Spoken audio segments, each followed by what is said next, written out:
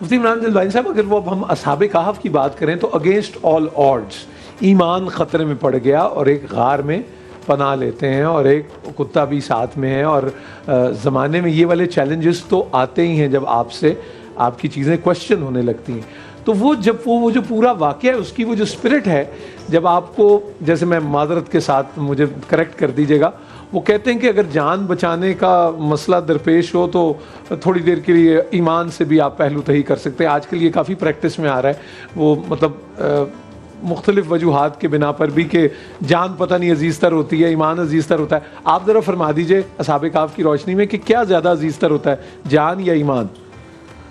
الحمدللہ وکفا والصلاۃ والسلام علی عبادہ الذین اصطفیٰ، اما بعد. سب سے پہلے میں نور الحسن بھائی آپ کا تہ دل سے مشکور ہوں، ممنون ہوں، اور اس پلیٹ فارم کا جنہوں نے مجھے مدعو کیا.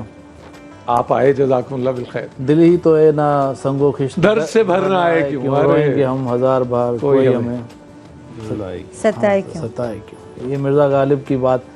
اور آپ صلی اللہ علیہ وسلم نے ام عائشہ کو بھی فرمایا ان اللہ رفیق یحب الرفق ویؤتی علی الرفق ما لا یؤتی علی العنف. اے عائشہ، اللہ تعالیٰ نرم ہے اور نرمی کو پسند فرماتے ہیں. جو اللہ نرمی والوں کو عطا فرماتے ہیں، سختی والوں کو، یہ دل کی طرف اشارہ تھا.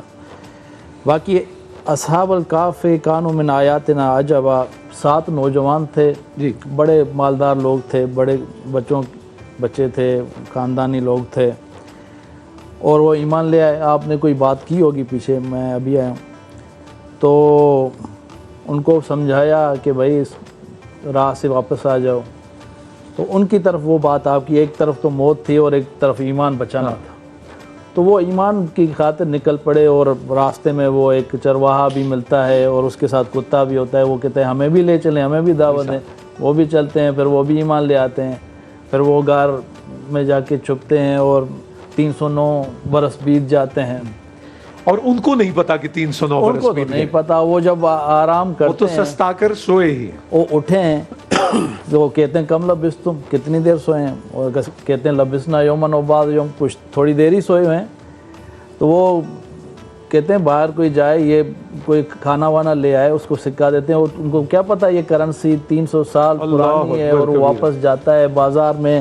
اور جب وہ لوگ دکاندار سے بات ہوتی ہے تو پھر وہ اس کو پکڑ لیتے ہیں. اور اس کے بعد یہ ساری آشنا ہوتی ہے، یہ سب سلسلہ کھلتا ہے. اس کا بادشاہ کو پتہ چلتا ہے. ان کو پھر 7 سلیپرز کے نام سے ایک کتاب بھی ہے. تو یہ بہت بڑی تاریخی بات ہے. تو یہ اللہ نے ہمیں کیوں سنایا؟ قرآن میں جو قصص کی بات آپ فرما رہے ہیں کہ قرآن میں 2 مضامین ہیں، ایک ہے ماضی، ایک ہے مستقبل. ماضی میں سارے قصے آ جاتے ہیں. آدم علیہ السلام سے آپ قصے اٹھائیں، جیسے سر فرما رہے تھے کہ بہترین قصہ مجھے یوسف علیہ السلام کا لگا، تو اللہ نے بھی اس کو احسن القصص کہا، سب سے بہترین. ہمارے دادا جی اللہ بخشے وہ پڑھتے تھے اور روتے جاتے تھے، پڑھتے اور روتے جاتے. اس پہ میں نے بھی یہ کتاب میں بھی تاریخ کا طالب علم، میں نے بھی یہ لکھا ہے.